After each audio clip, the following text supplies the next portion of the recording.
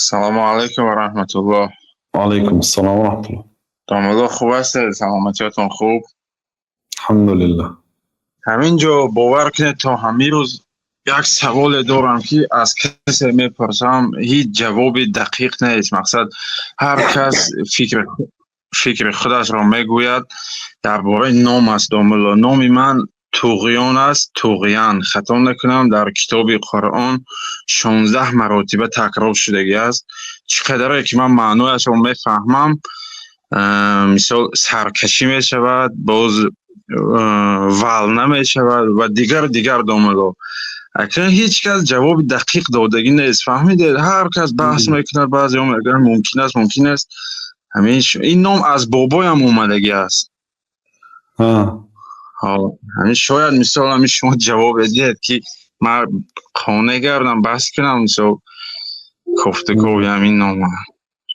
نامتان یعنی که رسما طغیان. بله همین خیر. آیا نام بله کی مونده است نام برای شما؟ درست است که نام این عربی است. نام از بابایم داملو. خدا رحمتی وفات میکنه. بعد سر همون کس تمام میمونه همین نام. این کلمه طغیان غالبا به بدی استفاده میشه. طغا یعنی از حد و حدود گذشت، یعنی به مذمت. طغیان کرد. یعنی شما چه ترجمه میکنید؟ سرکشی، یعنی که سرکشی کرد، از حد برآمد، به همین معناها میبیاد. غالبا به معنای مذمت در قرآن ذکر شده است. هر چیزی که در قرآن ذکر شده است او باید نام نمانه. مثلا فرعون هم در قرآن ذکر شده است، شیطان هم در قرآن ذکر شده است، یعنی لیکن اینا به نیکی ذکر نشدند. ابو لهب در قرآن آمد صفتهاش، همسرش در قرآن آمد، لیکن اینا به نیکی ذکر نشدند. هر چیزی که در قرآن است یعنی که باید در نام گذاشته نشود. شرط نه که این خیلی باشد و مضمونش نگاه کردن در کار. بنابراین پیامبر صلی الله علیه و سلم یک آدم بابای سعید ابن مسیب یا پدری سعید ابن مسیب رحمت الله علیه حزن نام داشتن. حزن، غمگینی نسبت طغیان یعنی سبکتر است. غمگینی گفتن نامت سهل مونیم. گفت نه، گفت من نامی که پدرم موندگی به تغییر نمیتیم. بعد سعید ابن مسیب این که از داماد ابو هریره گفتن که لا یزال الحزن فینا، همیشه همین غمگینی در عائله ما هست. یعنی در عائله ما نسب که غمگین و فا هستن همیشه همین عائله ما از غمگینی خالی نیست. برای که پیامبر صلی الله علیه و سلم پیشنهاد کردن که نام تغییر دهد. بعد کاردار نشدن دیگه. همین گونه یعنی حالی فرزنداتون طغیان زاده میشد، طغیانوف میشد، یا نبیره هاتون طغیان میشد. برای همین حواس کنید خوب است تا اینکه اونها هم در یگان جا شرم ندارند، چون که اونها دیگه نباشد نام تاثیر میکرد است.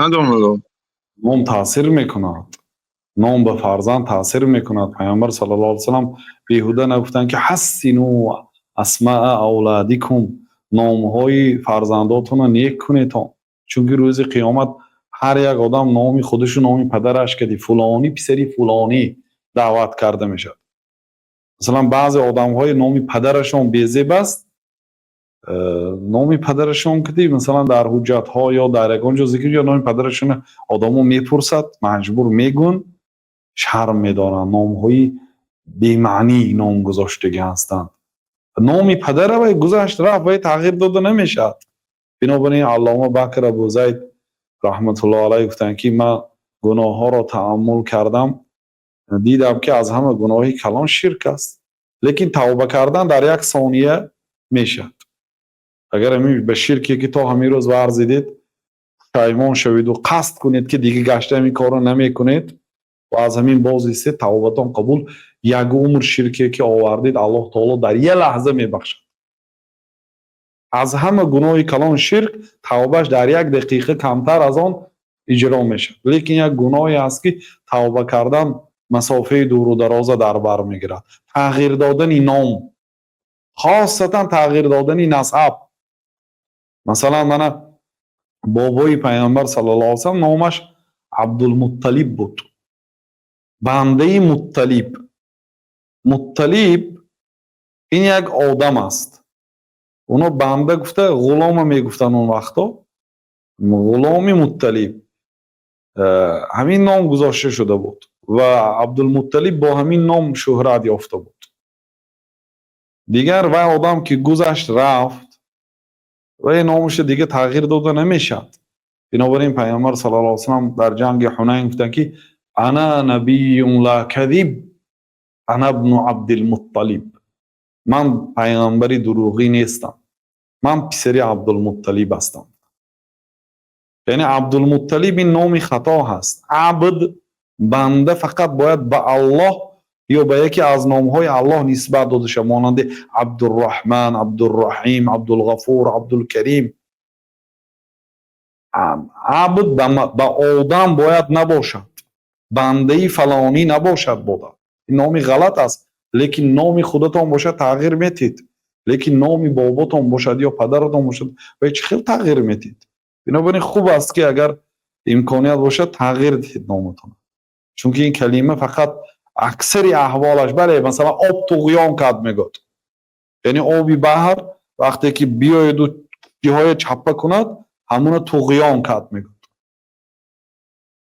و هم به معنای خوب نیست. لیکن غالبا این طغا، یعنی از پروردگارش سرکشی کرد، از امر الهی بیرون برآمد، از حدود آدمی بیرون برآمد.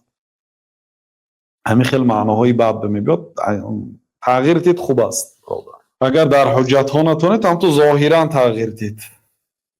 قبول دام. الله من جواب گرفتم.